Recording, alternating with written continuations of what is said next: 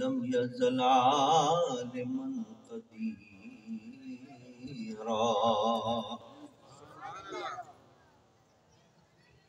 حيا قيوما سميعا بصيرا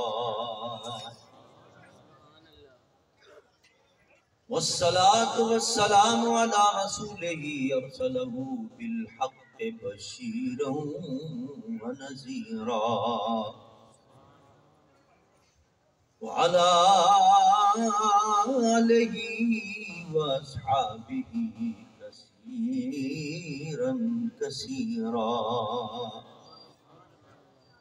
أما بعد فأعوذ بالله من الشيطان الرجيم بسم الله الرحمن الرحيم الرحمن علم القرآن خلق الإنسان علمه البيان سبحان الله صدق الله وصدق رسوله النبي الأمين الكريم ونحن على ذلك لمن الشاهدين والشاكرين والحمد لله رب العالمين إن الله وملائكته يصلون على النبي يا أيها الذين آمنوا صلوا عليه وسلموا تسليما بلد واحد روشی پڑھ لیا الصلاة والسلام عليك يا رسول الله الصلاة والسلام عليك يا حبيب الله الصلاة والسلام عليك يا رحمة للعالمين وعلى آلك وأصحابك يا شفيع المذنبين.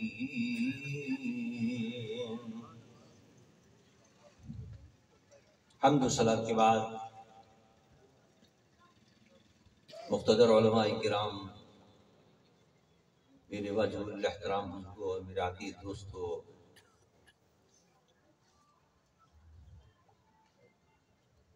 آج یہ محفل مبارک مرکز اہل سنت فیضان رسول صلی اللہ علیہ وسلم کے طلباء جو یہاں سے فارغ ہو کر جا رہے ہیں، ان کے دستانے فضیلت کے سلسلے میں انعقاد پذیر ہے۔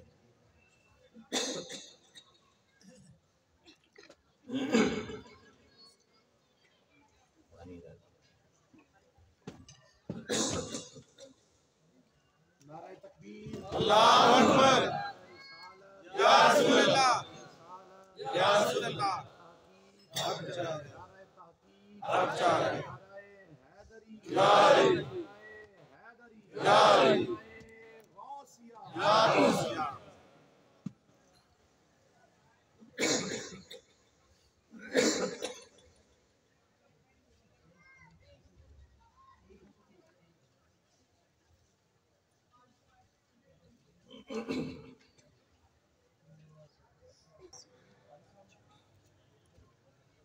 بانی اور بنانے والے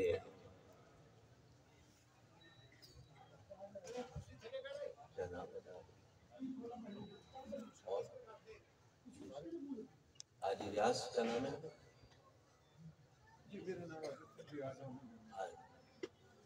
محترم حاجی ریاض احمد صاحب، مولانا حاجی محمد علی صاحب، ان کی کوششیں ماشاءاللہ، ان کی سب کی کوششیں ماشاءاللہ کہ آپ کی عظیم الشان مدرسہ یہاں نظر آ رہا ہے، اور تھوڑا سا آگے سر ڈالیں، ہلکے پر پڑے ہیں۔ کرسی آگے سے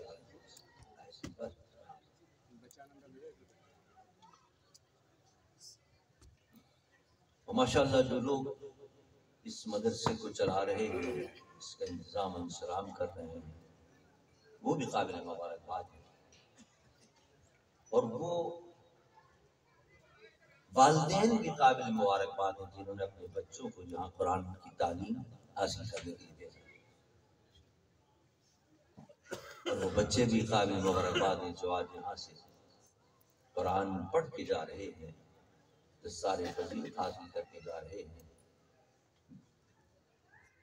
اللہ تعالیٰ ان سب کو قرآن کی برکتوں سے معلومات فرمائے، آمین،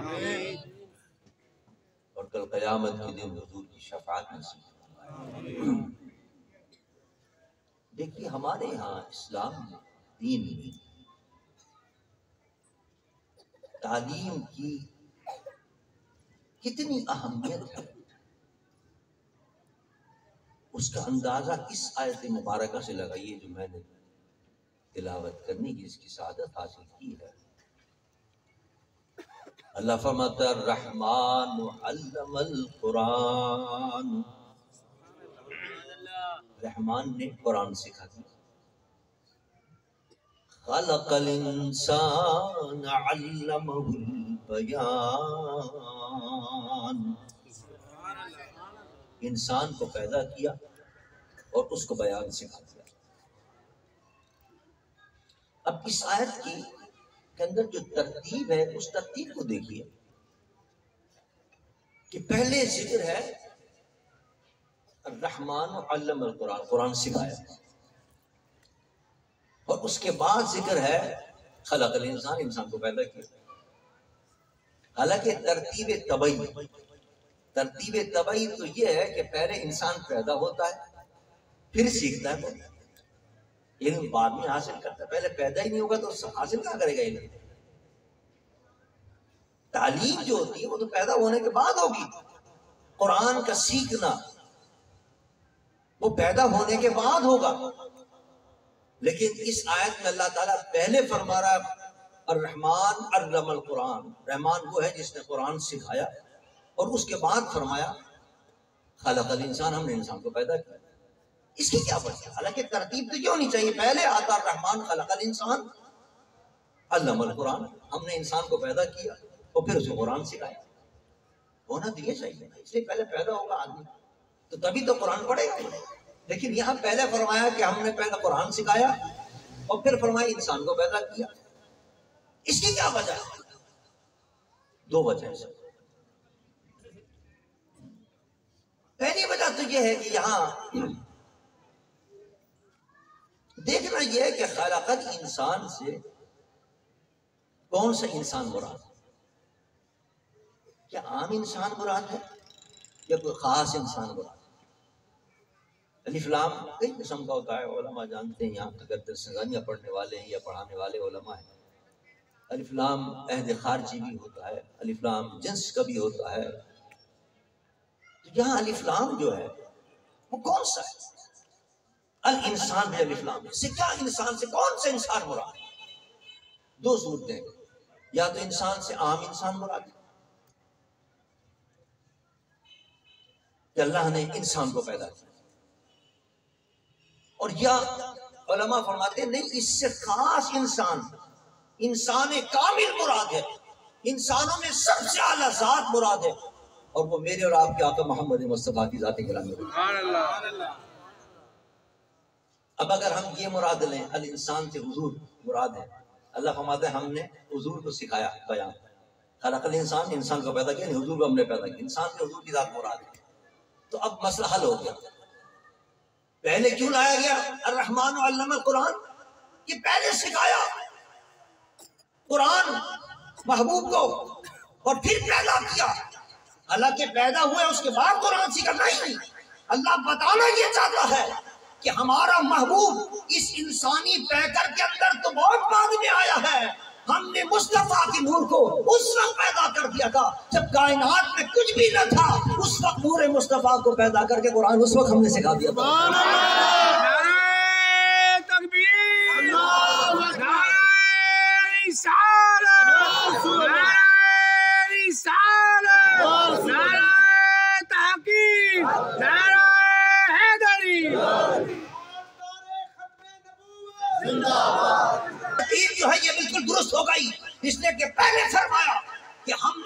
محبوب کو قرآن سکھا دیا. یہ مت سمجھنا کہ جب مصطفیٰ پیکر بشریت میں جلوہ گر ہوئے ہم نے اس وقت سکھایا. نہیں, ہم نے جب مصطفیٰ کا نور بنایا تھا, مصطفیٰ کو سب کچھ اس وقت سکھا دیا تھا. پھر وہ نور انسانی پیکر میں آیا, پھر کائنات بنتی رہی. عرش و کرسی بھی بعد میں بنے ہیں, لوح و قلم بھی بعد میں بنے ہیں, حضرت آدم بھی بعد میں بنے ہیں. میرے مصطفیٰ فرماتے ہیں اللہ نے میرے نور کو تو اس وقت بنایا تھا کہ آدم کا خمیر بن رہا تھا, اس سے پہلے میرا نور بنا دیا تھا. پھر اس کے بعد حضرت آدم تشریف لائے تو وہ جو نور مصطفیٰ تھا وہ اللہ نے حضرت آدم کی پیشانی میں رکھ دیا, حضرت آدم کی پیشانی میں رکھ دیا. پھر حضرت آدم کے بعد حضرت نوح کی پیشانی میں آ گیا. پھر اس کے بعد چلتے چلتے حضرت ابراہیم کی پیشانی میں آیا, یہاں تک کہ وہ نور چلتا چلتا چلتا چلتا حضرت حضور کی جو دادا تھے حضرت عبد المطلب ان کی پیشانی میں آ گیا, اور وہاں سے حضور کے والد گرامی حضرت عبداللہ کی پیشانی میں آ گیا, اور پھر وہاں سے حضور کی والدہ محترمہ حضرت بی بی آمنہ رضی اللہ تعالی عنہا کی پیشانی سے ہوتا ہوا ان کے بطن انور کے اندر آ گیا. اور جب 12 ربیع الاول کو رب کائنات نے اپنے محبوب کو اس عالم میں جلوہ گر فرمایا تو حضور انسانی پیکر میں آئے, لیکن اس انسانی پیکر کے اندر وہ نور جگمگا رہا تھا جو اللہ نے کائنات میں سب سے پہلے مصطفیٰ کے نور کو پیدا کیا. اب دیکھیے مسئلہ حل ہو گیا. کوئی کہتا ہے حضور نور ہے, کوئی کہتا ہے بشر. ہم حضور کو نور بھی مانتے ہیں, بشر بھی مانتے ہیں. بشری پیکر میں آئے, بشر سے انکار نہیں کر سکتے. حضور انسانی لباس میں آئے, انسانی پیکر میں آئے, لیکن عام بشر نہیں ہے. وہ تو وہ بشر ہے جس پر بشریت بھی ناز کرتی ہے. وہ نورانی بشریت ہے, عام بشر نہیں ہے. اس لیے کہ معراج کی رات حضرت جبرائیل جیسا فرشتہ یہ کہہ کے پیچھے ہٹ جاتا ہے, لو دنوت ان ملکن لحترقت, یا رسول اللہ اب یہ وہ مقام آگے آیا ہے کہ اب آپ جائیے, میں اب نہیں آگے بڑھ سکتا. اگر کور برابر بھی آگے بڑھوں گا تو میرے پر جل کر خاکستر ہو جائیں گے. حالانکہ وہ تو نور سے بنا ہوا تھا, وہ تو نور سے بنا. تمام فرشتے تو نور سے بنے, اللہ نور سے پیدا کیا. نور سے بنے ہونے کے باوجود فرشتہ پیچھے ہٹ جاتا ہے, لیکن میرے مصطفیٰ اس پیکر بشریت کے اندر آگے بڑھتے چلے جاتے ہیں. سبحان اللہ. کیوں؟ وجہ کیا کہ اللہ نے مصطفیٰ کے نور کو اپنے نور سے بنایا تھا.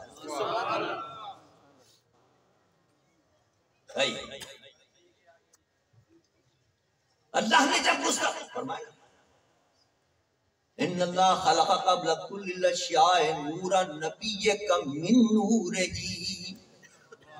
اے جابر اللہ نے تیرے نبی کے نور کو اپنے نور سے بنایا ہے.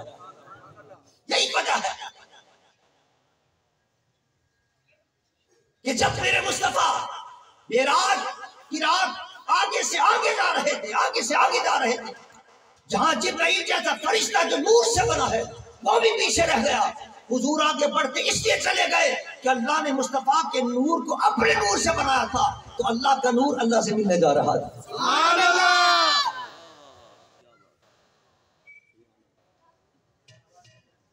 اسی لیے حضرت نے فرمایا کہ اسی کے جلوے اسی سے ملنے اسی سے اس کی طرف گئے تھے. وہی ہے اول, وہی ہے آخر, وہی ہے ظاہر, وہی ہے باطن. اسی کے جلوے یعنی رب کے جلوے, اسی کے جلوے اسی سے ملنے اسی سے اس کی طرف گئے تھے. یہی وجہ ہے کہ حضور کو کچھ نہیں ہوا. جہاں جبرائیل کے پر جل رہے تھے وہاں میرے مصطفیٰ قرب کی منزلیں طے کرتے ہوئے جا رہے تھے. دراصل اللہ کی منزل پر پہنچے اور رب کو اس طرح دیکھا. اللہ فرماتا ہے ما زاغ البصر وما طغى, ہمارے محبوب ہمیں اس طرح دیکھ رہا تھا کہ پلک بھی جھپک کے نہ پاتا. نعرہ تکبیر, نعرہ رسالت, نعرہ رسالت. علامہ ڈاکٹر صاحبزادہ ابو الخیر محمد زبیر صاحب. تو اب آیت کا مفہوم درست ہو گیا. اللہ فرماتا ہے الرحمن علم القرآن خلق الانسان علمہ البیان. تم کہتے ہو پہلے پیدا ہوتا ہے پھر سیکھتا ہے. ہاں ہم نے مصطفیٰ کے نور کو کائنات میں سب سے پہلے پیدا فرما کر اس کو قرآن کا علم عطا کر دیا تھا. 12 ربیع الاول کو تو وہ نور انسانی پیکر میں جلوگر ہو گئے. اس لیے پہلے ذکر فرمایا اللہ نے اپنے محبوب کے پڑھانے کا, اس کے بعد ذکر کیا تخلیق. یہ تو اس صورت کے اندر جب کہ ہم الانسان سے انسان کامل مراد اور عہد خارجی مراد ہے الف لام. اور اگر الف لام جنس کا اور اس سے مراد عام انسان مراد ہو تو پھر سوال ہوگا صاحب عام انسانوں کو تو اللہ نے بعد میں پیدا ہوتا ہے انسان, تو پھر اس کے لیے آیت پھر کیسے صحیح ہوگی اور آیت کا مفہوم کس طرح صحیح ہوگا؟ اللہ فرما رہا ہم نے پہلے پڑھا دیا قرآن اور خلق الانسان, انسان بعد میں پیدا ہو. حالانکہ پیدا پہلے ہوگا انسان, بچہ پیدا ہوگا, پیدا ہونے کے بعد بڑا ہوگا, بڑا ہونے کے بعد پھر آپ اس کو فیضان رسول اپنے مدرسے میں داخل کریں. پیدا ہی نہیں ہوا تو پڑھے گا کہاں؟ تو پہلے ہونا چاہیے تھا خلق الانسان کہ عام انسان کو ہم نے پہلے پیدا کیا, اس کے بعد پھر وہ داخل ہوا مدرسے کے اندر, پھر علمہ البیان یا الرحمن علم القرآن, پھر ہم نے اس کو قرآن سکھا دیا. لیکن نہیں, پہلے فرمایا ہم نے قرآن سکھایا, پھر فرمایا ہم نے پیدا کیا. علماء فرماتے ہیں اس کے اندر حکمت یہ ہے علم مصطفیٰ کی, قرآن کے علم کی اہمیت بتانے مقصود ہے. پہلے ذکر کیا تعلیم کا, تخلیق کا بعد میں ذکر کیا. بتانا مقصود یہ تھا کہ جس انسان کی بھی تخلیق ہوگی, جو انسان بھی پیدا ہوگا, وہ یہ سوچ کر پیدا ہو کہ میری تخلیق کا مقصد جو ہے وہ قرآن کی تعلیم حاصل کرنا. لہذا پہلے قرآن کی تعلیم کا ذکر ہوا کہ اس کو مت بھول جانا. پیدا ہونے کے بعد تیری تخلیق کا مقصد یہ ہے, تیرے پیدا ہونے کا مقصد یہ ہے کہ پیدا ہونے کے بعد قرآن کو حاصل کرنا, قرآن کی تعلیم حاصل. اس لیے پہلے قرآن کی تعلیم کا ذکر کرا تاکہ قرآن کی تعلیم کی اہمیت کا پتہ چلتا. الحمدللہ مسلمان اس اہمیت سے واقف ہیں. بچہ پیدا ہوتا ہے, پیدا ہوتی بچے کو مدرسے میں داخل کر دیتا ہے, قرآن پاک کی وہ تعلیم حاصل کرتا ہے. اور جب وہ قرآن کی تعلیم حاصل کرتا ہے, قربان جاؤ, والدین نے چونکہ اس کو بچے کو اپنے مدرسے میں بٹھایا, قرآن پڑھنے کے لیے بٹھایا, لہذا جب وہ پڑھتا ہے تو ثواب اس کے والدین کو ملتا ہے. سبحان اللہ. پڑھ بو رہا ہے, ثواب اس کے والدین کو ملتا ہے. اور ثواب بھی آپ حیران ہوں گے کہ قرآن پڑھنے والے کو کیا کیا مرتبے ملتے ہیں اور کیا کیا مقام ملتے ہیں. ایک روایت میں آتا ہے حضرت موسیٰ علیہ السلام کے زمانے میں, حضرت موسیٰ علیہ السلام یہ قبر پہ گزرے تو دیکھا قبر والے کو عذاب ہو رہا, قبر والے کو عذاب ہو رہا. اور پھر کچھ عرصے کے بعد جب دوبارہ آپ اسی قبر پہ سے گزرے تو دیکھا کہ قبر والا جو ہے اس کا عذاب ختم ہو گیا اور جنت کی بہاروں کے اندر ہے. سبحان اللہ. اب وہ تو موسیٰ کلیم اللہ براہ راست اللہ سے کلام فرماتے. اللہ سے پوچھا مولا میں کچھ دن پہلے گیا تھا, یہ بڑا سخت عذاب ہو رہا تھا, اور اب میں نے دیکھا ہے کچھ عرصے کے بعد میں آیا ہوں تو یہ شخص جنت کے اندر ہے, جنت میں کیسے چلا گیا؟ سنیے روایت میں آتا اللہ نے فرمایا جب یہ شخص مرا تھا اپنے پیچھے ایک بچہ چھوڑ کے گیا, چھوٹا بچہ پیدا ہوا تھا, چھوٹا بچہ یہاں بہت چھوٹا تھا, تھوڑا سا بڑا ہوا. جب بڑا ہوا تو اس کی والدہ نے اس کو مکتب میں داخل کر دیا. جب مکتب میں داخل ہوا تو وہاں استاد نے اس کو پڑھایا, پڑھو بیٹا بسم اللہ الرحمن الرحیم, بسم اللہ الرحمن الرحیم. جب اس نے پڑھا بسم اللہ الرحمن الرحیم کہ اللہ رحمان بھی ہے رحیم بھی ہے, اس کے نام سے میں شروع کرتا ہوں. روایت میں آتا ہے رب نے فرمایا موسیٰ مجھے شرم آئی کہ اس کا چھوٹا بچہ زمین کے اوپر مجھے رحمان اور رحیم کہہ کے پکارے اور میں اس کے باپ کو زمین کے نیچے عذاب دوں. جب اس کے چھوٹے بچے نے اپنے توتلی زبان سے مجھے رحمان اور رحیم کہا، میں نے اس کی وجہ سے اس کے باپ کے گناہوں کو معاف فرما دیا. نعرہ تکبیر، نعرہ رسالت، نعرہ رسالت، نعرہ حیدری.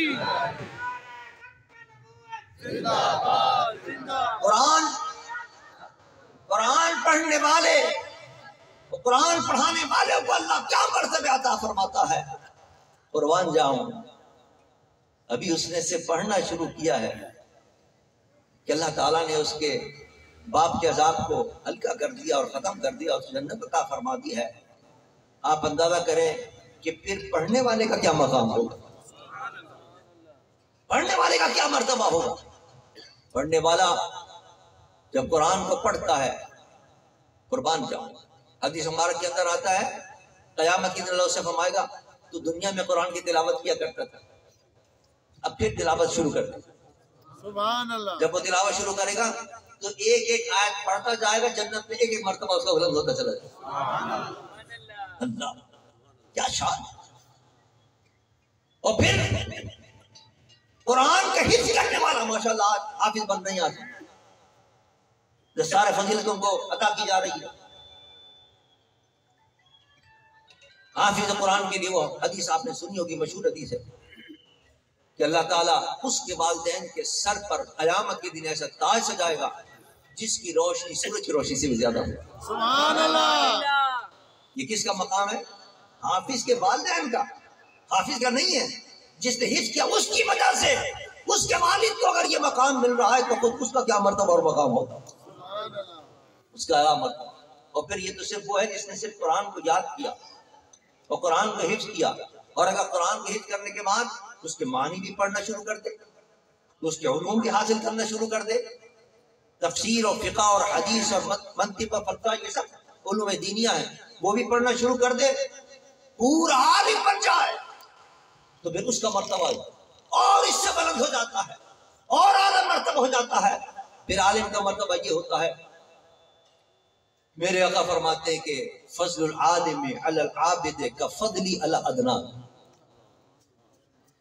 ایک عابد ہے جس نے علم نہیں پڑھا ہے لیکن دن رات مسجد میں بیٹھا رہتا ہے، صبح سے لے کے رات تک عبادتیں کرتے رہتا ہے، صبح سے لے کے رات تک تلاوت قرآن کرتا ہے، صبح سے لے کے رات تک نفلیں پڑھتا رہتا ہے، روزے رکھتا رہتا ہے، عابد اسے کہتے ہیں. اور ایک عالم جس نے علم حاصل کیا، صبح صبح آتا ہے، 1 گھنٹے 2 گھنٹے قرآن کا درس دیا اور چلا گیا. سرکار فرماتے ہیں اس عالم کا مرتبہ اس عابد کے مقابلے میں ایسا ہی سمجھ لو جیسا تمہارے ادنا کے مقابلے میں میرا مرتبہ. اللہ کہاں حضور کا مرتبہ، کیا مقام ہے. کفضلی علی ادناکم، یعنی ایک عام حضور کے امتی، ادنا کا لفظ فرمایا کہ عام حضور کے جو امتی ہے اس کے اندر بھی فرق ہے نا. عام امتیوں کے اندر بھی صالح لوگ بھی ہیں، نیک لوگ بھی ہیں، متقی پرہیزگار لوگ بھی ہیں. پھر اعلیٰ مرتبہ ہے اس کے اندر اولیاء بھی ہیں. پھر اولیاء کے اندر مراتب ہیں، کوئی ابدال ہیں، کوئی نجبہ ہیں، کوئی غوث ہیں، اغواث ہیں. پھر ان کے اندر بھی اعلیٰ مرتبہ غوث پاک کا. پھر صحابہ کا مرتبہ شروع ہوتا ہے. پھر اس کے بعد انبیاء کے مرتبے شروع ہو جاتے ہیں. اور جہاں انبیاء کے مرتبے ختم ہوتے ہیں وہاں سے میرے مصطفیٰ کا مرتبہ شروع ہوتا ہے. آپ بتائیے کتنے مراتب ہیں، کتنے مراتب ہیں، حضور کا کتنا اعلیٰ مرتبہ ہے. حضور فرماتے ہیں میرے امتیوں کے ادنا سے شخص کے مقابلے میں جو میرا مقام ہے سمجھ لو عابد کے مقابلے میں عالم کا وہی مرتبہ مقام. علم کی اہمیت بتا رہے ہوں. اپنے بچوں کو علم دین پڑھایا کرو، اس میں کوئی شک نہیں کہ جہاں بچوں نے قرآن پاک ناظرہ بھی پڑھا ہے، حفظ بھی کیا ہے، لیکن اب اس سے بڑی منزل یہ ہے کہ علم دین حاصل کرنا. علم دین حاصل کرنے والے کا بہت بڑا مقام ہے اسلامی ہمارے دین کے اندر، اسلام کے ہمارے دین کے اندر بہت بڑا مرتبہ اور مقام. اور حقیقت یہ ہے کہ دین اسلام کے اندر علم کو اس لیے اہمیت دی جا رہی ہے، قرآن کے علم کو، کہ قرآن کا علم حاصل کرنے والا سارے علوم کا ماہر ہو جاتا ہے، کیونکہ قرآن کے اندر تمام علوم موجود ہیں۔